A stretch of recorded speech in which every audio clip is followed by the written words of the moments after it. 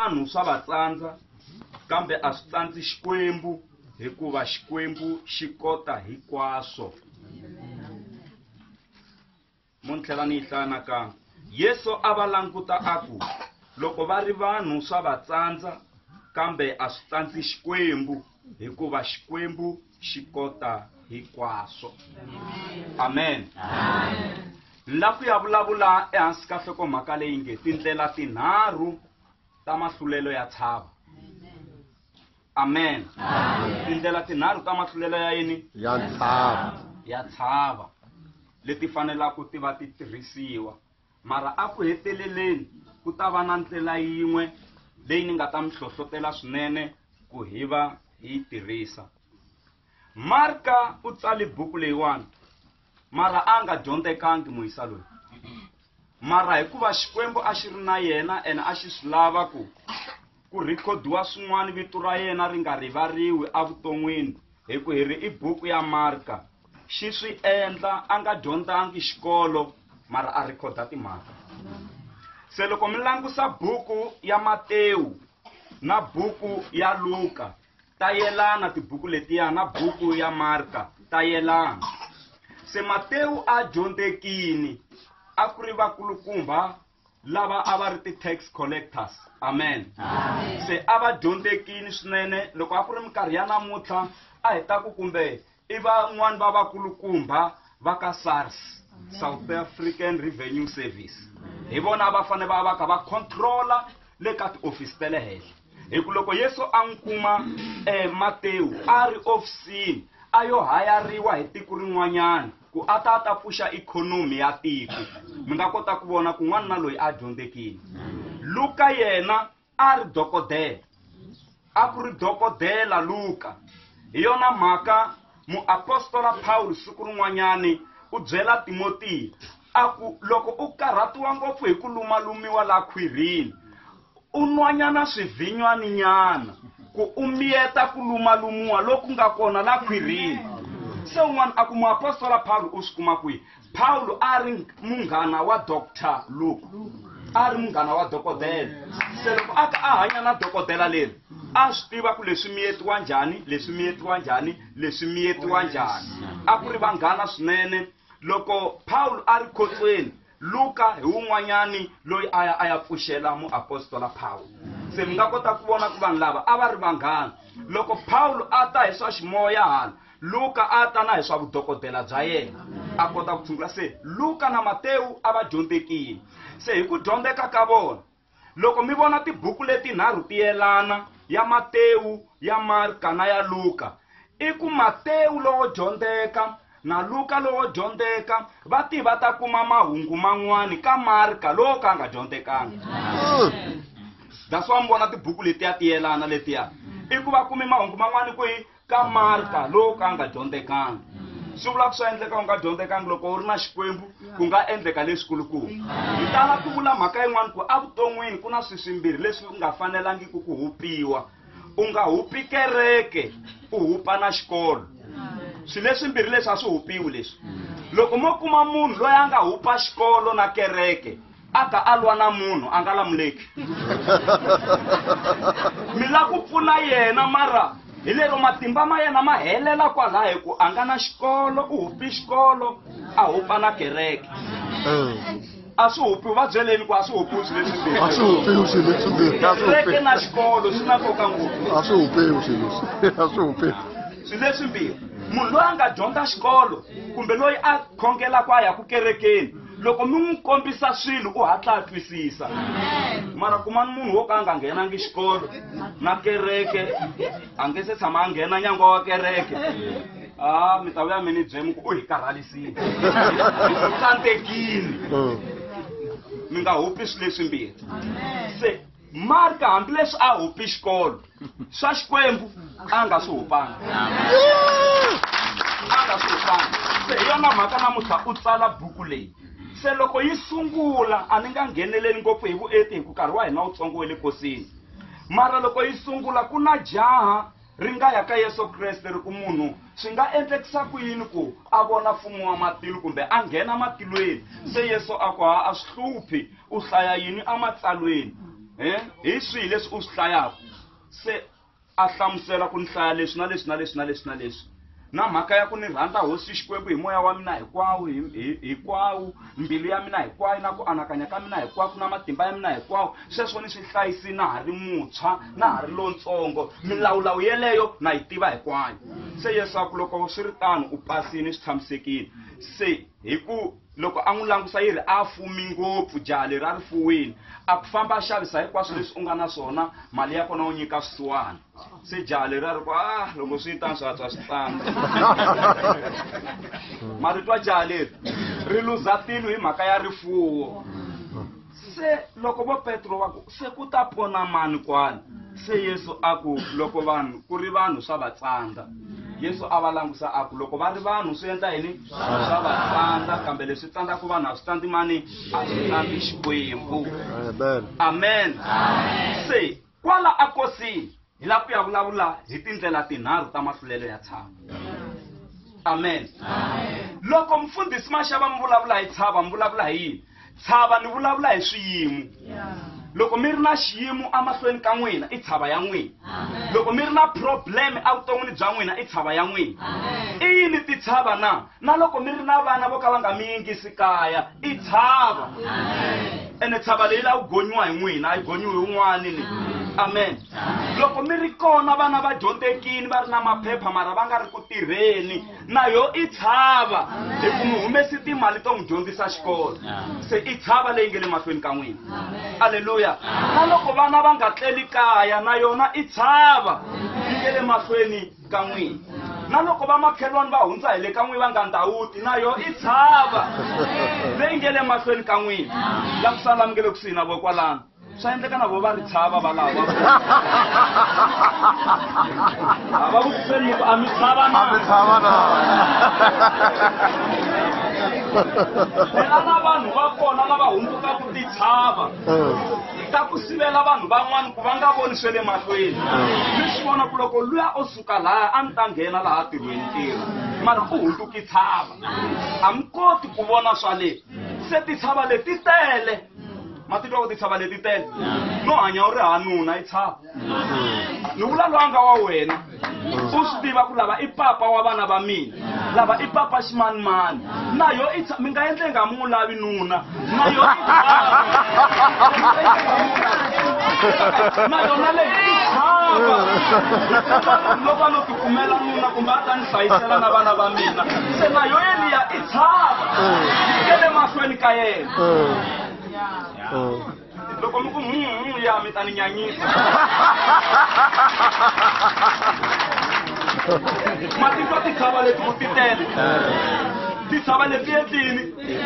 ti tele na loko mi ri tirhweni loko mi longi xikhafuthini loko mi tirhela laha mi fanele mi famba na xo xikhafuthina xa n'wina loko mi tirhela laha ma xiteka hi ku na lavo chela poison se na kwalaha tirhweni ku na tshava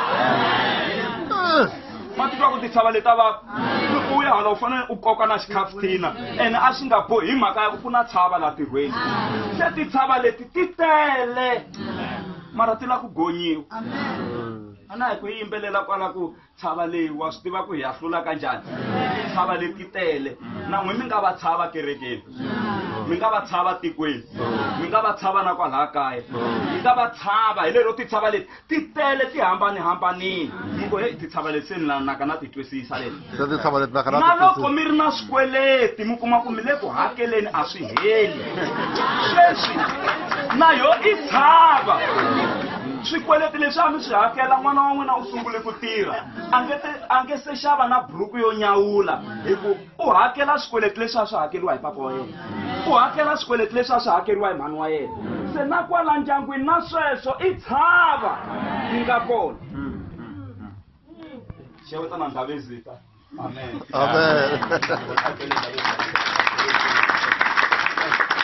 ku nchumela hi matimba kasi ku na ndhavezita se na swi va ku matimba lawa ma ta ku ya na mahlweni amen se ti tshava leti va ka hina ti tele se ni la ku vulavula hi tindlela tinharhu ta mahlulelo ya tshava na tshemba ku se mi ta swi twisisa ku loko ni ku ni dyondzisa loko hi vulavula hi tshava hi vulavula hi yini tshava va ka hina ku na ndlela yo sungula ya mahlulelo ya tshava loko tshava yi ri mahlweni ka n'wina mi nga yi ceceleta kunene a ntirhi tiro ceceleta loko ri kumbe ri twini mi nga yi ceceleta kunene tshava ya n'wina mi ya fika lomu mi yaku kona mara xivutiso i ku tshava yi sukini ya ha ri kona yi yo ceceletiwa loko mi pfuka nampundzu mi tilola mi ku yi tshava mi ta yi vona hambi mi fikile a mi lava ku fika kona mara hi ku mi yo yi ceceleta tshava ya ha ri kona a yi sukangi hi ku yi lo ceceletiwa kumbe man'wani mhaka yo ceceleta a mi yi twisisi n'wina mi nge le vukatini ku komba ku van'wani vo yo ceceleta na lavelani haleno a yi seya na swona a ni vulavuli hi mali yo lovola lavelani haleno malembe mangani mi ri kwalani mutini mi ceceleti tshava ya n'wina ya vukati leyi a mi fane mi yi gonyi kunene mi yo yi ceceleta mi twenge swa hlwela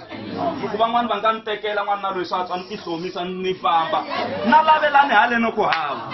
twanani denje ya ku ceceleta tshava yeleyo loko mo lova n'wina mhani mukhalabya va ya lovolisiwa bokisi va ku hi nge lahli n'wana wa hina a nge se lovoriwi ene hayi hi ku n'wanuna wa vanhu a nga swi lavi ku lovola loko a lava ku lovola ma twa mi ti hluphela yini na ha ri munhu wo lovoliwa leswi tisani mali hi dya mi tsakisiwa hi machekasi ya ka Shoprite mi tsakisiwa hi machekasi ya ka Pick n Pay ivi mukhalabya va hundza misaveni a hi yeni ku na timali ti fanele ti tsalatsarisiwa ivi miya muku a ni risati wa mufi va ku hi xihi xo komba ku a wu risati wa mufi ni na vana na vo va ku vana hava vona mara hi lava evidence mi lovoliwini hayi va ku loko a mi lovoliwini a hi ta lava buku liya ya siku leriya mi nga lovoriwi hi yona a yi ta tirha ku timali leti kota ku huma leti handle ka swona swi vula ku se mi ta famba ti-process mi ya tribal mi ya ndhuneni va ya mi tsalela papila mi ya kwihi mi ya endla yini mi ya le ka masipala mi ya endla yini ku swi za swi tikomba ku n'wina a mi risati wa mufi hi ku ceceleta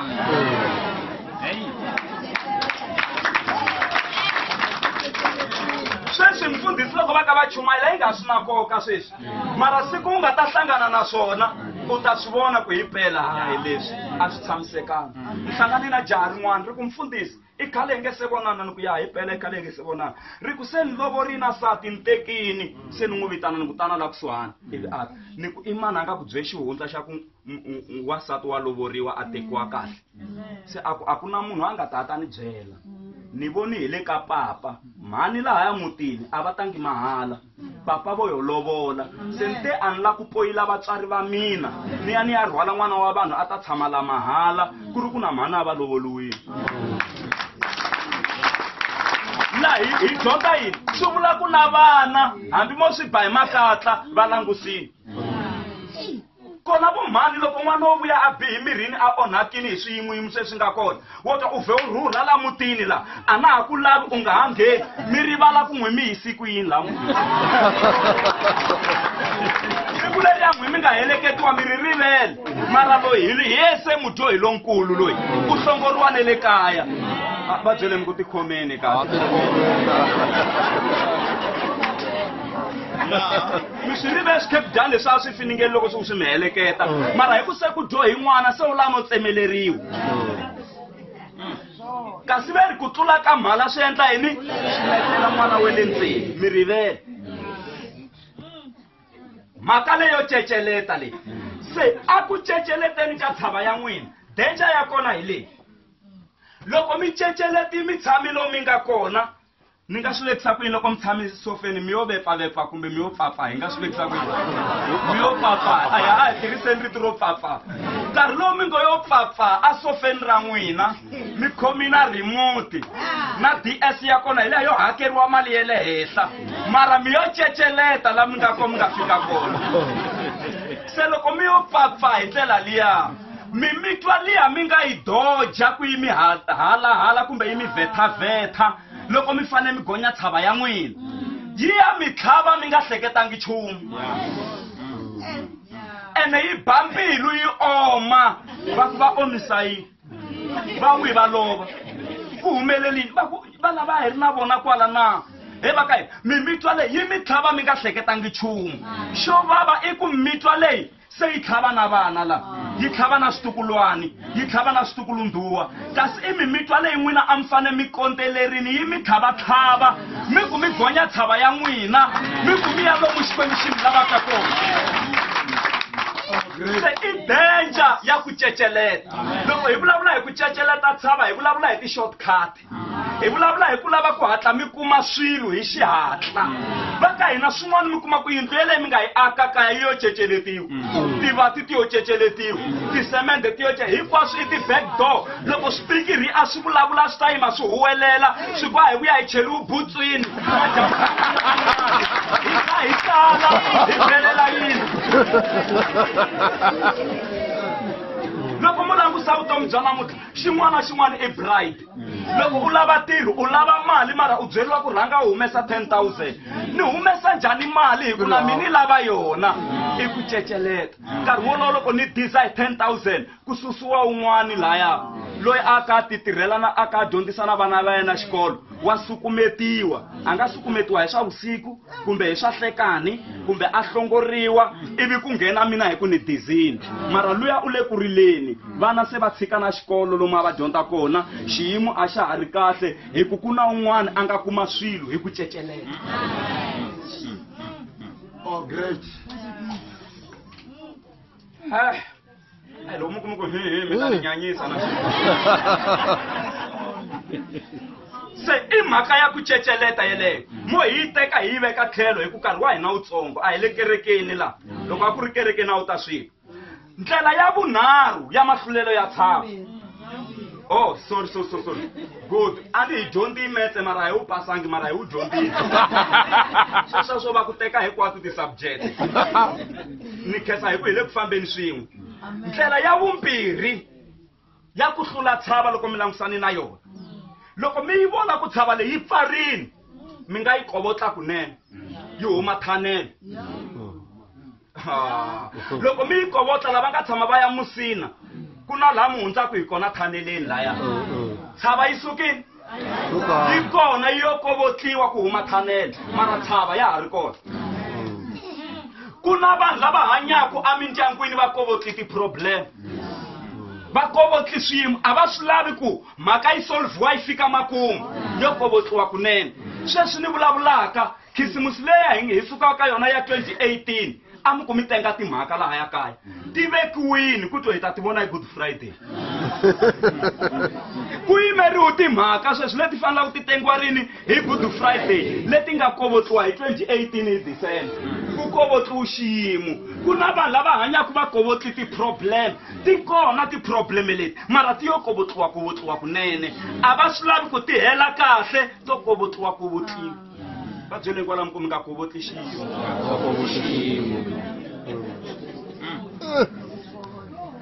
kwala mi tirhelaka kona mi yo kovotla mi endla thanele ku mi kota ku fika la mi yaku kona ndyangu wolowa mi nga le ka wona a new stand mi va leri mukhalabya na mukhegulu hi ku se va loya mukhalabya na mukhegulu lero hi vo va nga mi bebulela nuna se mi rivele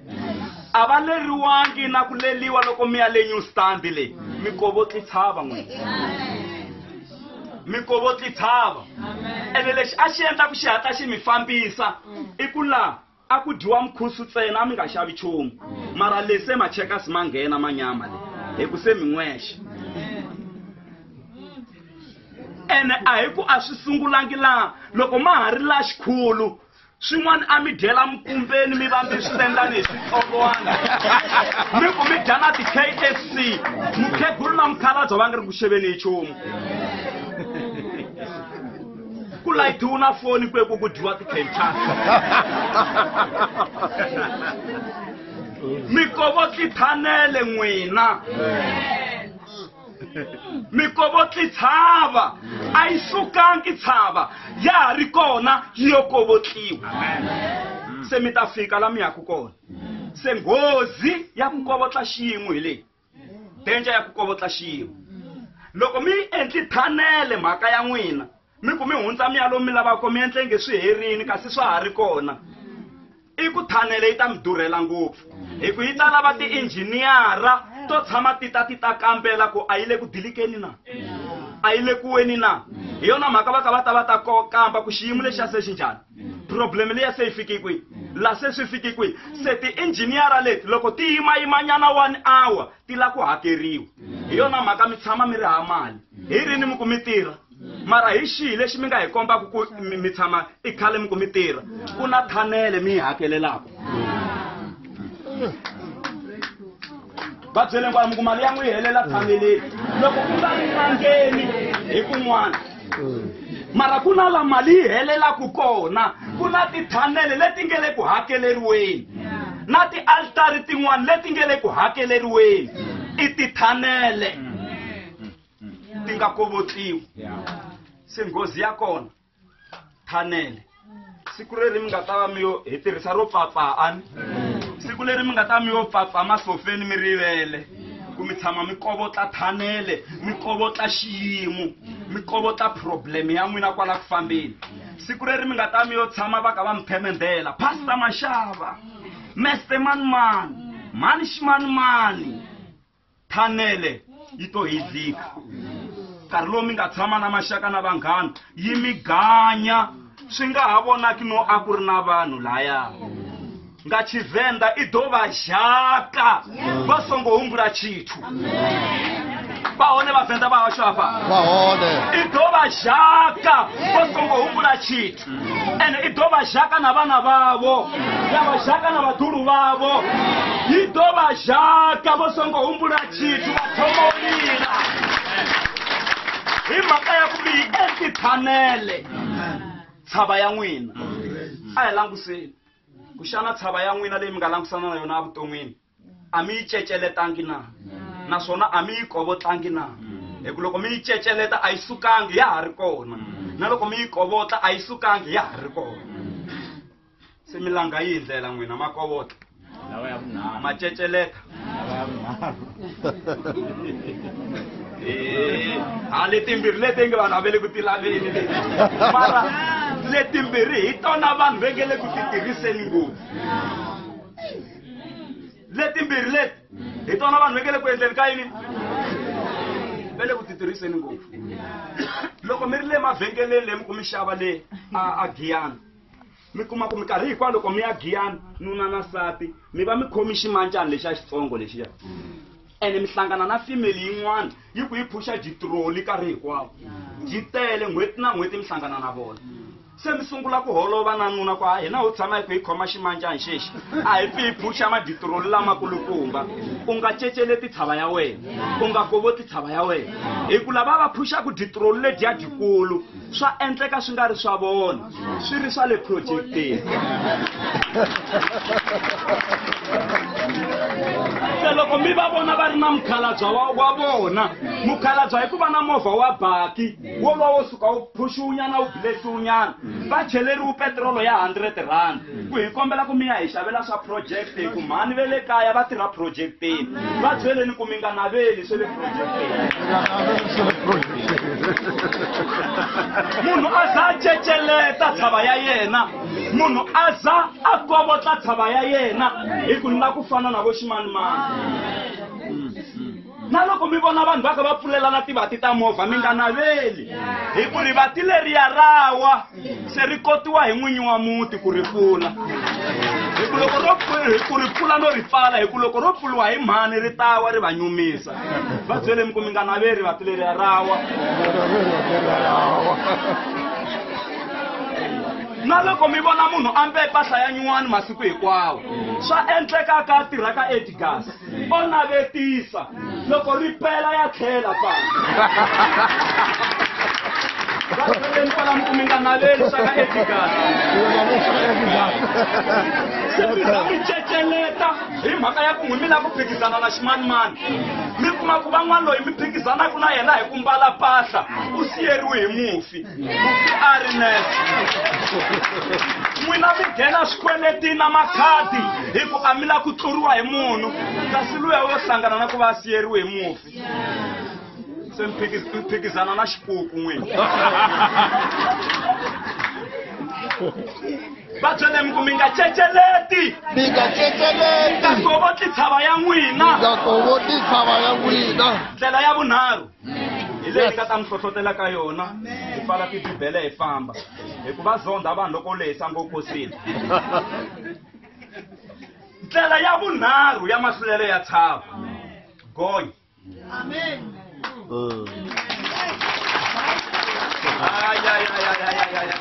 hambi swi vava gonya tshava ya wena u nga dyangi nchumu gonya tshava ya wena yi langusani na wena a hi ya van'wanyani i ya wena gonya va ku seka gonya va ku sandza gonya va solasola gonya u za u ya fika a hlohlorile Haleluya. Kombe ku endla swona swi nga toloveleka nkosini. Loko gonya tshava ya wena na swi tiva n'waveri va ta wa mfundhisi. Hi lavo ha ripfumelo va lava. Loko u gonyi tshava ya wena tshava se yi vile hansi ka mkondo ya wena. Se automatically tshava ya wena yi ta n'oka. Yi ta rivala. Problemi yale yi ta n'oka. Xiyimo xexi ta n'oka. Maloma ta n'oka. Ku siwana byebyo byi ta n'oka. Ku pfumala koko ku ta n'oka. Swirilo sweswo swi ta n'oka. Hi ku swi le hansi ka mkondo ya wena. Valala ve le hansi ka mkondo ya wena. Mavabyi me le hansi ka mkondo ya wena. Swiyimo swi le hansi ka mkondo ya wena. Se loko swi ri hansi ka mkondo ya n'wina se n'wina se malawula gonyani tshava ya n'wina mi za mi fika hlohlorile ku kota ku n'oka a hi ngo hi ta gonya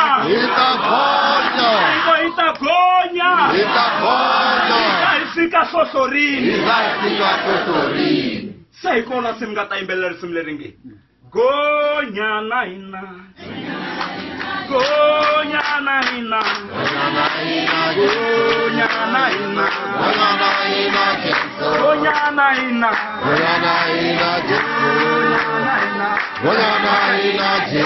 ai come nyana kwala ita ya masena ro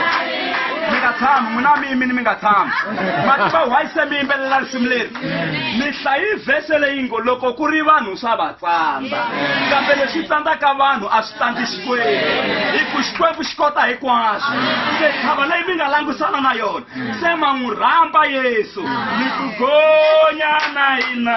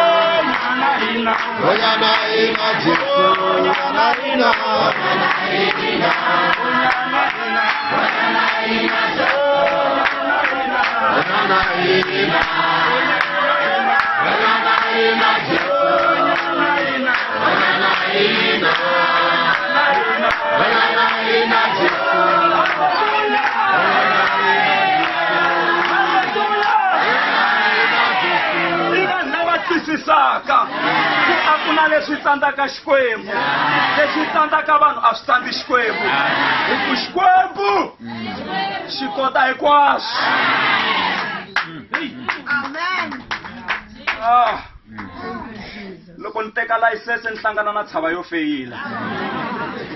se samsangana na thaba loko ni testiwa ai fana ni testiwa giyani loko kun'wana a ku jika hi laha no chela gere number 5 hambi vongo xikwembu u nga jika hi 5 matatu ku tetetetete xikarhi wolo u tshame hikwala lowo testisa ji ku tshi xikarhi ka patu ni ku yeleyo tshama tata hi leswi ya ni famba loko ni fika ku a wu feyirini a wu jikangi kahle laya na laha mavhilwa ama nga endli so a ni swi twisisi ni buka futhi loko ni nghena ni heta hinkwaswo hi tlhe hi huma hi ya le handle loko hi vuya ku wu feyirini se ni onhini a wu nga bohangi bandi ene hi phela ni kuma ku a ni nga bohangi yini hi mhaka ya ku tiraka leyi a ni practice hi yona a yi ri ha bandi laha a ku nga ri na bandi laha miehleketweni ya mina se ni kwa ni swi vonini ku a ni bohangi bandi se swi tsandzeni ni cinca ndhawu ni ya ka Malamulele kasi na ko go tshava loko ni fika ni buka no hayara kunene tiraka ni lomba kunene tiraka ivi ni ya nghena siku leri ni nghenaka loyi a nga ta na tiraka u ri ka mina mi vona handbrake yeleyo a yi khomi swona na ku nghena tirakeni ni ya ka Step Hill ku mi vona mara a nga ni byeli la ku fambeni a loko ni nghena yi fika yi deda tiraka se lo a ni testisa ku haya maxava hambi ho la ku mi pfuna ma swi vona ku tele vanhu a mi pfuneki se swi tsandini loko ni langusa Lenas ni kuma ku yo expire siku rero ivi ni ya nghena ni buka ku tsala Lenas se ni ya nghena rawu 4 se a ku ri mi wo sungula ku testiwa siku rero loko ni ku ni nghena ni ku kumbelana mutha swi endlini la a ni byela ku ni jika hi patu rin'wana ma yi vona hi vo 7 nampundzu patu leri ni nga jika hi rona ni kuma ku vambu wu tende patwini ku fana na sweswi ku na kosi va ku ka Malamulele ku dya switarati swa kona va va mbitende a patu ene hi laha ni fanelaka ni ta hi kona a laha moya wa Xikwembu wu ni pfunini laya ni tikuma ni photosi xexa xa tihazard mara a ni nga swi tivi no xi vula yini ni photosa se movha wu ku loko ni n'wi yivanyana hi tihlunisiwo ku ya wa tsaka ni famba kahle ni hungusa ni fika ni ku hikwala tlhelo ka tende ni hundza ni yimi a ni tikosini a ni nga tikosini a ku ri na tshava leyi a ni langutisani na yona ivi ni hundza loko ni fika ni paka tiraka a ku u yi kumini layisense gonya tshava hambi swi vava u za u fika le hlohlorini siku rin'wana ni hlangana na tshava ya ku khutuziwa ni khutuziwa ni ri kaya mara ni tekeriwa mali bank loko na ha wisinyana no twa foni ku ngelo loko ni ku ni ri a vo hi tsundzuka van'wana va hi chele ximalana ni kuma ku yo famba 1000 yi fambile ni veka foni no twa ku ngili loko ni ku yini kuma ku fambi 1000 yin'wana loko ni ku na usanya no twa ku ngolololo loko ni ku yini kuma ku yin'wana 1000 yi fambi i mali muni 1000 ni miyela nyana ku a ni va byeli mani mfundhisi loko na yimi no twa ku ngolo loko ni ku yini kuma ku 4000 yi fambile se ni ku hey mani mfundhisi yi le khutuziweni se hey hi khutuziwa hi mani ma va tiva vo mani hey khutuziwa hi mani ni ku a hi khutuziwula ndlwini le bank mali yi le ku tekiweni mara yi tsala ku yi tekiwa lithava loko na ha vulavula no twa ku ngilili ku tekiwa yin'wana 1000 a ku ri na 5000 ka akhawunti yeleni kuma ku yi fambi hinkwayo bya ta khoma a mi ta tshama mi hlangana na tshava vurhongo byi hela n'wina byi vhe byi hela ni ku a ni lava ku hlupha mhani mfundhisi ni vhe ni ya titselekela mati hi nexe ma vona hi vo ma 1 to 2 ni tselekiwa mati ya ku munhu a ya bank ma swi loko a ni u buti njhani u vhe ku lunghisa bya ha ta khoma ene kwalaho hi ri andhawu ka mundzuku hi ya ka Good Friday ximalana lexi a xi fanele xi tirha swin'wanyana hey tshava yeleyo loko a ni ri jona votoni yo nyika vanhu se va swi voni ku yi tekiwi hi ri vambirhi kwalaho ti lunghisa kahle ni nga jahangi vumbani ku loko va pfula bank ku humelelini a ni yimeleli nyangweni loko va pfula ni la ku nghena va ku haye yimani nyana hi rhanga hi pfula tikhompyuta ti rhanga ti khoma network a ni swi twa ku na hisa loko no tshama laha ni ta hlekelela a swi hlekelerisi leswi se loko va heti va ku nghena ivi ni nghena ni ri number 1 vheni lunghiseriwa va ku humelelile se ni ku mali ya mi yi tekiwe hi nkarhi wa so loko a langusa ka computer a banyana note a ku a na phela yi fambile se ni ku yi famba njhani yi ri kwala bank va ku na hina hi swi twisisi se ni ku se ni pfuneka njhani na yi lava va ku famba ni mi ya pfula case le hi kona hi ta tirha hi case number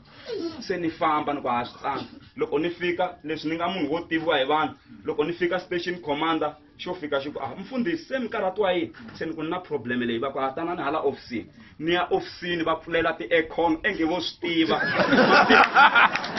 loko ni tshamile ha xitulwini lexiya ni yo pfapfa ti-aircon ti ku thwe mativa u tshama u khomiwa hi xiyimo u pfulela na fene ku yi ku hungela moya se va rhuma un'wana wa phorisa ku hi kombela ku mi ya pfula case ya so mi ta va nyikela kwala mfundhisi ni ku hi va hi ku hi bula a ni swi twa ku naka na chaveleleka la loko ni heta va ku hi leswi yanani na swona bank swi ta tshamiseka se loko suka ivi niya ni va nyika ni ku na yi lava ya mina va ku yimelela nyana yi ta vuya ni heta nyana masiku 2 manharhu no twa yi ku ngolo yo vuya loko ni ku yini kuma ku yi ku yini ni beni ya ka malamulele kumbani ku humeleli yini ni fika ni withdraw mali liya hi ni church pameli ni twa ku hi yo yi